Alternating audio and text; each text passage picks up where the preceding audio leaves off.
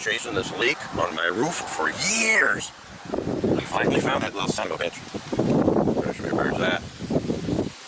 First of all, I need to remove it because I need to fill it full of stuff and cover it with stuff. Oh yeah, just a little bit underneath. So I found it. Do you see it?